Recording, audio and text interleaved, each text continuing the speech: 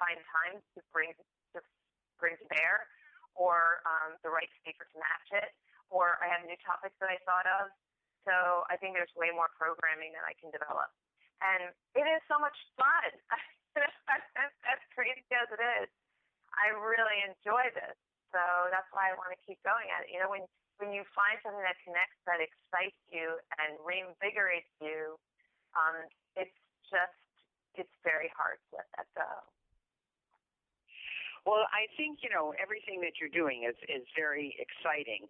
And I'm wondering if you have any words of wisdom for women who are looking to start their own business, and not necessarily ones we talk to over 50, but any woman starting her own business, and whether or not there might be an opportunity for them to start out of their home. Do you think they should rent an executive suite? What are your suggestions if someone's thinking about starting their own business? So I think a couple of things. On the one hand, I think it's easier to start a business that somehow you can relate to, either because you have skills or knowledge or existing expertise, something that isn't such a stretch. Because I am an idea person, so I would have ideas, new business ideas all the time. But how would I create this belt buckle adapter thing that I thought of? I had no idea how to prototype a belt buckle, or manufacture it. So that was way out of my wheelhouse. And ultimately, the business that I started was much, much closer to my wheelhouse, and that made it easier for me to do. The next thing I would say is that it's not necessary to go out there and get an executive suite, and especially with all the tools and technology these days, you can sit in your house and start a business. And there are many people who do that, have just online businesses, and they don't even have any physical inventory or physical space. But there's lots of tools out there and lots of resources out there for business people who want to go into business for themselves, and take advantage of them.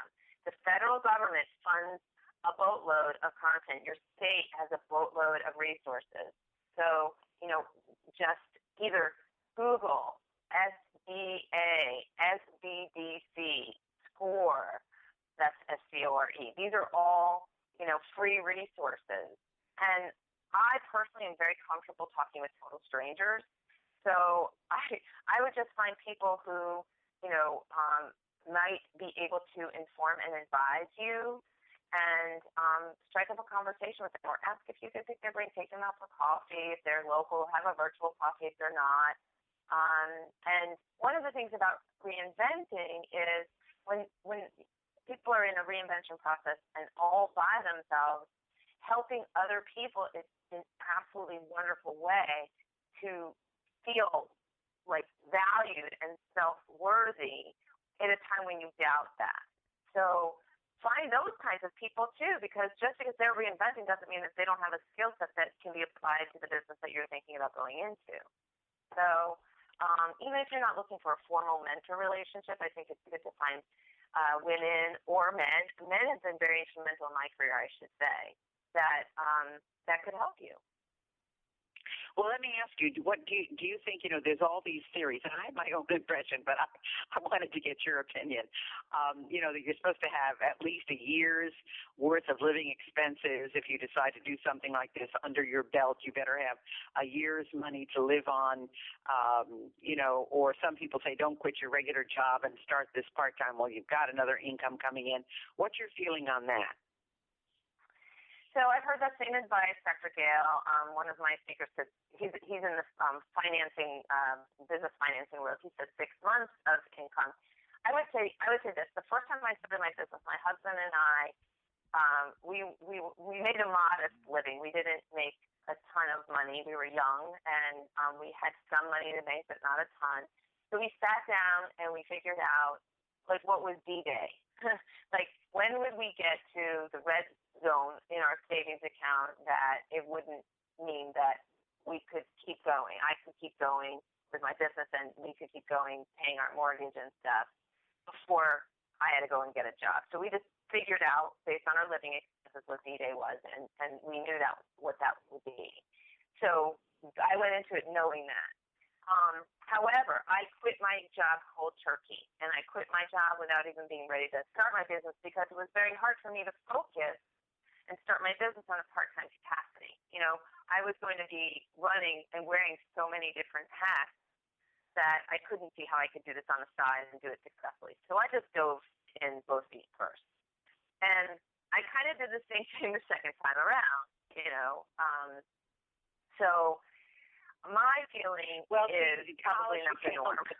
Just like me, everything I do, I dive into. So I guess a true entrepreneur, and I guess that's the difference between an entrepreneur and a business owner. There is a difference. And an entrepreneur dives. An entrepreneur just says, I'm going to gut it out, I'm going to make it happen. And a business owner is more logical and plans more and has some dollars put away and so forth. The most important thing, though, is not to become a slave to your business. And also, a business is only a business, if you can leave it and it won't disappear. You can go on a 2 or 3 week vacation and it won't disappear and you don't have a lot of aggravation. Then you've really got a true business. But but most entrepreneurs just dive in. I agree with you. So let's tell people how to find Reinvention Works and the webinar series and all of that.